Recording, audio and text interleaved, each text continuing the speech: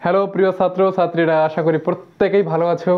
একদম সবাইকে ভালো থাকতে হবে, কারণ পড়াশোনা করার জন্য ফিজিক্যালি অ্যান্ড মেন্টালি ফিটনেস থাকা অত্যন্ত জরুরি। দেখো, আজকে আমাদের পাঠ হচ্ছে ক্লাস নবম শ্রেণীর লাভ ও ক্ষতি। দেখো, আমি মোটামুটি দশম শ্রেণীর mathematics, physical science, life science শুরু করেছি। কম্পিটিটিভ এক্সামের জন্য ম্যাথামেটিক্স শুরু করেছি। আজকে আমি ক্লাস নবম শ্রেণীর ফার্স্ট অফ অল ম্যাথামেটিক্স শুরু করেছি লাভ ও ক্ষতি চ্যাপ্টার দিয়ে। দেখো, এই চ্যাপ্টার মোটামুটি আমার মনে হয় সব থেকে ইজি চ্যাপ্টার। সরি, লাইন চলে গেছে, যাই হোক। দেখো, লাভ ও ক্ষতি। সাপোজ একটা ব্যবসা করেছো তুমি, ব্যবসা করার পর তোমার ধরো তুমি 5 টাকাতে একটা কলম কিনেছিলে। কয় টাকায়? তুমি 5 টাকায় একটা কলম কিনেছিলে, তুমি ওই কলমটা 10 টাকায় বিক্রি করেছো। তাহলে দেখো, তুমি 5 টাকায় ক্রয় করে তুমি 10 টাকায় বিক্রি করেছো, তাহলে তোমার লাভ হয়েছে কত টাকা? লাভ হয়েছে 10 থেকে 5 বাদ দিলে কত পেয়ে যাব? 5 টাকা। তাহলে কয় টাকা লাভ করলে? 5 টাকা। তাহলে তোমার কি লাভ হয়েছে? তাহলে আমরা লাভ কথাটা বলতে পেরেছি। আবার সাপোজ তুমি 10 টাকা একটা কলম কিনে 5 টাকায় বিক্রি করেছো, তাহলে বলো তোমার লাভ না লস হয়েছে? তুমি বেশি টাকায় কিনে কম টাকায় বিক্রি করেছো, সো তোমার লস হয়েছে। তাহলে কত টাকা লস হয়েছে বা ক্ষতি হয়েছে? তাহলে কত টাকা হলো? 10 থেকে 5 বাদ দিলে কত হবে? 5 টাকা। তাহলে তোমার কত টাকা ক্ষতি হলো? 5 টাকা। এই 5 টাকাটা কি? ক্ষতি। 5 টাকাটা কি? ক্ষতি হয়েছে বা কি লস হয়েছে। এই 5 টাকাটা কি? লাভ হয়েছে। দেখো, একটা কবি যখন কবিতা লেখেন, যেমন কবর কবিতা, কবর মিন্স আফটার লাইফ। তাহলে দেখো, মৃত্যুর পর বিশেষ করে মুসলিম সম্প্রদায়ে দেখা যায় যে কবর দেওয়া হয়। তাহলে কবর কবিতা নিশ্চয়ই এই সম্পর্কে কিন্তু লেখা হয়েছে নিশ্চয়ই। ঠিক সেরকমই লাভ ও ক্ষতি চ্যাপ্টারের নাম। তাহলে নিশ্চয়ই এখানে কি ব্যবসা রিলেটেড বা লাভ ক্ষতি নিয়ে আলোচনা করা থাকবে। লাভ মানে কি? তুমি প্রফিট করেছো বা কি লাভ করেছো। সাপোজ তুমি 10 টাকায় 5 টাকায় কিনে 10 টাকায় বিক্রি করেছো, 5 টাকায় কিনে 10 টাকায় বিক্রি করেছো, তাহলে কি তুমি লাভ করেছো। আবার সাপোজ তুমি 10 টাকায় কিনে 5 টাকায় বিক্রি করেছো, তাহলে কি তুমি লস করেছো। তাহলে লাভ লস বুঝতে পারছো? লাভ লস ব্যবসা রিলেটেড, ব্যবসার সঙ্গে সম্পর্কিত। তাহলে দেখো, আমি লাভ কি করে বের করেছি? আমি লাভ বের করেছি, দেখো আমি 5 টাকায় ক্রয় করেছিলাম, 10 টাকায় বিক্রয় করেছিলাম। আমি 5 টাকায় ক্রয় করে 10 টাকায় বিক্রি করেছি, সো আমার লাভ হয়েছে কত টাকা? 5 টাকা। তাহলে দেখো, আমরা লাভ সমান সমান কি লিখতে পারি? লাভ সমান সমান লাভ বা কি প্রফিট সমান সমান, দেখো 10 কি ছিল? 10 ছিল বিক্রয় মূল্য। তাহলে বিক্রয় মূল্য থেকে যদি আমি ক্রয় মূল্য বাদ দেই, 5 কী ছিল? 5 ছিল ক্রয় মূল্য। তাহলে বিক্রয় মূল্য থেকে যদি ক্রয় মূল্য বাদ দেওয়া হয়, তাহলে কী পাওয়া যাবে? লাভ পাওয়া যাবে। তাহলে বিক্রয় মূল্য মাইনাস ক্রয় মূল্য। তাহলে দেখো, লাভ মানে কি? বিক্রয় মূল্য থেকে ক্রয় মূল্য বাদ দিলে আমরা কী পেয়ে যাব? লাভ পেয়ে যাবো। এত কি? এত টাকা। দেখো, লাভ ক্ষতি সম্পূর্ণ চ্যাপ্টার ব্যবসার সঙ্গে সম্পর্কিত। তুমি একটা ব্যবসা করেছো, ব্যবসার শেষে তোমার আলটিমেট কত টাকা লাভ হলো বা প্রফিট হলো, কত টাকা লাভ হয়েছে বা কি লোকসান হয়েছে, এই যে যে হিসাব হিসাব মোটামুটি এই নিয়ে এই চ্যাপ্টারে আমরা আলোচনা করব। তাহলে দেখো, আমরা আজকে একটা নিয়ম শিখবো, আমরা ধাপে ধাপে সামনে এগোবো, বেশি তাড়াহুড়ো করা যাবে না। আমরা একটা চ্যাপ্টার ভালো করে বুঝবো, কারণ ম্যাথামেটিক্স বা সায়েন্সের একটা একটা বেনিফিট কি, যদি তুমি যে কোনো জিনিস ভালো করে বুঝে থাকো, তাহলে তুমি সেটা লং টাইম ধরে রাখতে পারবে।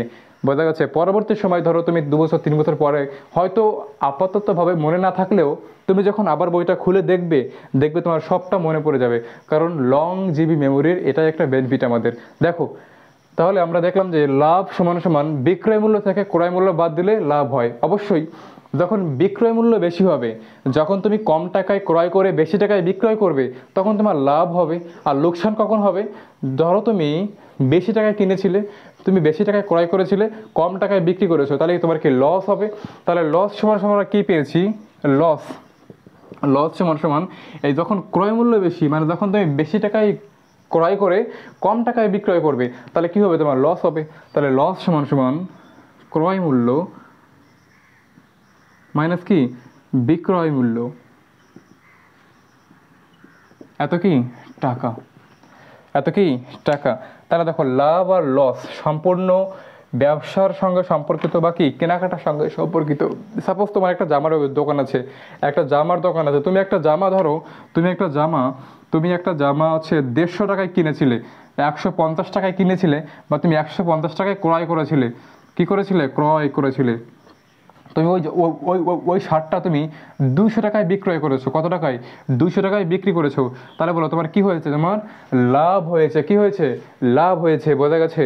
ঠিক। তাহলে দেখো, লাভ ও ক্ষতি, লাভ ও ক্ষতি। তাহলে আমরা কি পেয়েছি? লাভ সমান সমান ক্রয় মূল্য থেকে বিক্রয় মূল্য থেকে ক্রয় মূল্য বাদ দিলে লাভ পাই। লাভ কখন হবে? যখন বিক্রয় মূল্য বেশি হবে। আবার লস কখন হবে? যখন ক্রয় মূল্য বেশি হবে বিক্রয় মূল্য কম, মানে তুমি বেশি টাকায় ক্রয় করে কম টাকায় বিক্রি করেছো, তাহলে কি হবে? লস হবে। এই অবধি আশা করি সবার ক্লিয়ার? সবার? চলো আমরা একটা এক্সাম্পল করি।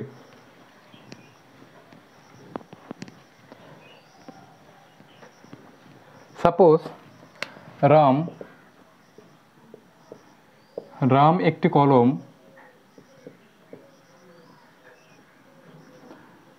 6 টাকায়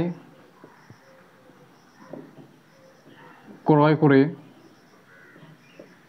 10 টাকায় বিক্রয় করলে রামের কত টাকা লাভ বা ক্ষতি হবে? দেখো খুব ভালো অঙ্কে কি বলেছে যে রাম হচ্ছে একটা ব্যক্তি। রাম একটা কলম 6 টাকায় ক্রয় করে 10 টাকায় বিক্রি করেছিল। তাহলে দেখো আমরা প্রথমত কি লিখবো? ডাটা, যে অঙ্কে কি দেওয়া আছে। এবার দেখো অঙ্কটাকে ধরার একটা ব্যাপার আছে যে রাম একটি কলম 6 টাকা দিয়ে কিনেছিল এবং 10 টাকায় বিক্রি করেছিল। তাহলে বলো কম টাকায় কিনে বেশি টাকায় বিক্রি করেছে, তাহলে কি লাভ হয়েছে? তাহলে কি হয়েছে? লাভ হয়েছে। তাহলে দেখো লাভ সমান সমান আমরা কি জানি? যখন বিক্রয় মূল্য বেশি হয় এবং ক্রয় মূল্য কম হয় তখন কি হবে? লাভ হবে। এবার দেখো প্রথমত আমাদের কি লিখতে হবে? দেখো প্রথমে আমরা লিখব উত্তর হেডিং করে। দেখো ফার্স্ট অফ অল কি দেওয়া আছে? 6 কি ক্রয় করেছিল 6 টাকা দিয়ে, মানে কি ক্রয় মূল্য কত? আমরা লিখব ক্রয় মূল্য সমান কত টাকা? 6 টাকা। কত টাকা? 6 টাকা। বলো বিক্রয় মূল্য কত? বিক্রয় মূল্য সমান কত টাকা? বিক্রয় মূল্য সমান 10 টাকা। কত টাকা? 10 টাকা। তাহলে দেখো ক্রয় মূল্য কম বিক্রয় মূল্য বেশি, তাহলে কি হয়েছে? লাভ। অতএব লাভ সমান বিক্রয় মূল্য থেকে কি বাদ দেবো? ক্রয় মূল্য বাদ দিব।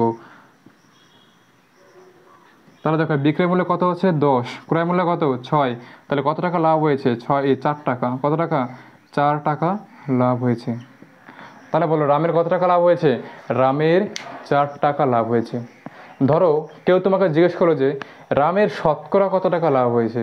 দেখো ব্যাপারটা হচ্ছে এমন যে রাম 6 টাকা দিয়ে, ভালো করে বুঝবে কথাটা, ভালো করে বুঝবে।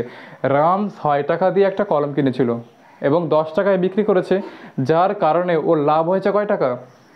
4 টাকা। মানে 6 টাকা ইনভেস্টমেন্ট দিয়ে, 6 টাকা পুঁজি লাগিয়ে ও কলম কিনেছিল এবং কয় টাকা লাভ করেছে? 4 টাকা। মানে 6 টাকা পুঁজি দিয়ে কয় টাকা লাভ করে? 4 টাকা। যদি রাম 100 টাকা পুঁজি দিত তাহলে কয় টাকা লাভ করতো?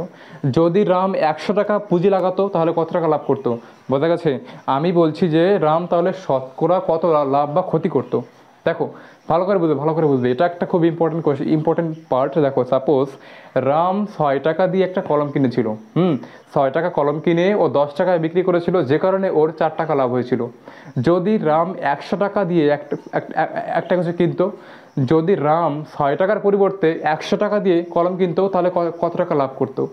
যখন তুমি 100কে নিয়ে ক্যালকুলেট করবে, 100 মানে কি? শতাংশ বা শতকরার হিসাব সবসময় 100-র মধ্যে হয়। দেখো রাম এইখানে 6 টাকা দিয়ে একটা কলম কিনে 10 টাকায় বিক্রি করার জন্য 4 টাকা লাভ হয়। যদি রাম 6 টাকার পরিবর্তে 100 টাকা দিয়ে কলম কিনতো তাহলে কত টাকা লাভ হতো? ওই 100-র যে হিসাব তাকে আমরা কি বলছি? শতকরা। মানে শতকরা মিনস 100-র মধ্যে কত। সাপোজ রাম 6 টাকা পুঁজি খাটিয়ে 4 টাকা লাভ করেছে, যদি রাম 100 টাকা পুঁজি খাটাতো তাহলে কত টাকা লাভ করতো? শতকরা সবসময় 100-র মধ্যে হয়। সাপোজ তোমার পরীক্ষা হয়েছে 50-এর মধ্যে তুমি কত পেয়েছো? দেখবে যে স্যাররা এইভাবে লেখেন যে 50-এর মধ্যে সাপোজ তুমি পেয়েছো কত? 20। দেখো সাপোজ তুমি 50-এর মধ্যে কত পেয়েছো? 20। দেখো মানে 50-এ পরীক্ষা হয়েছিল, 50-এ এক্সাম হয়েছিল, যে এক্সামে তুমি পেয়েছো 20 নাম্বার। বোঝা গেছে? ক্লিয়ার। 50 নাম্বারে পরীক্ষা হয়েছিল, তুমি যেখানে 20 পেয়েছো। যদি 100 নাম্বারের মধ্যে পরীক্ষা হতো তাহলে তুমি কত পেতে? যখন আমরা 100কে নিয়ে আসবো, যখন আমরা 100কে ইনভলভ করব, তখন অঙ্ক হয়ে যাবে শতকরা হিসাবে, যে তাহলে শতকরা তুমি কত % নাম্বার পেয়েছো। বোঝা গেছে? এমনি ক্লিয়ার? যদি কারো কোনো ডাউট থাকে অবশ্যই কমেন্ট করবে। দেখো তাহলে আমরা দেখলাম যে ধরো কেউ 50 মার্কের মধ্যে 20 পেয়েছে, তাহলে ঐকিক নিয়ম আমরা জানি। ঐকিক নিয়মে কি বলে যে 50 নম্বরের মধ্যে পেয়েছে কত, আমি ভালো করে লিখছি না, কত 20।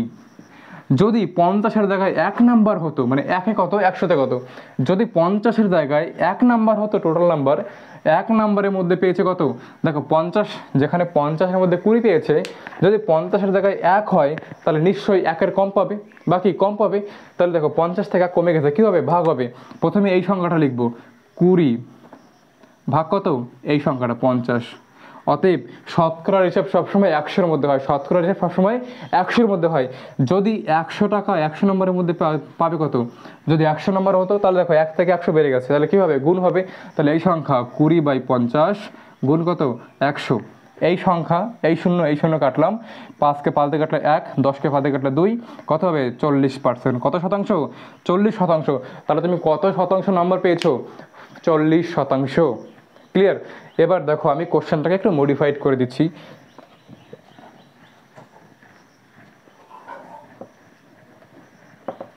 সাপোজ দেখো এখানে দেওয়া আছে যে, সাপোজ দেওয়া আছে এ রাম একটি কলম 6 টাকায় ক্রয় করে 10 টাকায় বিক্রয় করলে রামের শতকরা কত লাভ বা ক্ষতি হবে। দেখো দেখো দেখো যখন শতকরা কথাটা আমি ইনভলভ করব তখন বুঝে নিতে হবে যে যদি রাম 6 টাকার পরিবর্তে 100 টাকা ইনভেস্ট করতো তাহলে কত টাকা লাভ হতো, ওই টাকাই বলছি আমরা শতকরার হিসাব। দেখো ফার্স্ট অফ অল আমাদের কী দেওয়া আছে, 6 টাকায় ক্রয় করে কত টাকায় বিক্রি করে, 10 টাকায়। তাহলে বলো ক্রয় মূল্য কত, ক্রয় মূল্য, উত্তর বলো, ক্রয় মূল্য সমান সমান কত আছে, ক্রয় মূল্য কত আছে 6 টাকা। বলো বিক্রয় মূল্য কত আছে, বিক্রয় মূল্য সমান সমান 10 টাকা। বলো 6 টাকায় ক্রয় করেছিল, 10 টাকায় বিক্রয় করেছে, লাভ হয়েছে না লস হয়েছে? অবশ্যই কি হয়েছে, লাভ হয়েছে, কারণ 6 টাকা কম 10 টাকা বেশি, মানে কমে ক্রয় করে বেশি টাকায় বিক্রি করেছে। তাহলে দেখো দেখো তাহলে লাভ হয়েছে। তাহলে লাভ সমান সমান বিক্রয় মূল্য কত 10 থেকে কত বাদ দেবো 6, কত হবে সমান সমান এত টাকা, কত হবে দেখো তো, বিয়োগ করলে 4 টাকা। তাহলে দেখো 6 টাকার জন্য কয় টাকা লাভ করেছে, 4 টাকা। অর্থাৎ 6 টাকা ইনভেস্টমেন্ট করে বা 6 টাকা পুঁজি লাগিয়ে, 6 টাকা পুঁজি দিয়ে বা 6 টাকা পুঁজি লাগিয়ে কয় টাকা লাভ করেছে, 4 টাকা। একে কত, 100-তে কত, ঐকিক নিয়মে শতকরার হিসাব। এটা শর্টকাটও করা যায়, শর্টকাট করা যাবে না, ওটা পরে।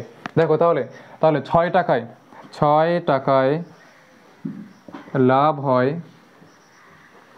সমান সমান 4 টাকা। যদি ও 1 টাকা ইনভেস্ট করতো তাহলে 1 টাকায় লাভ হয়।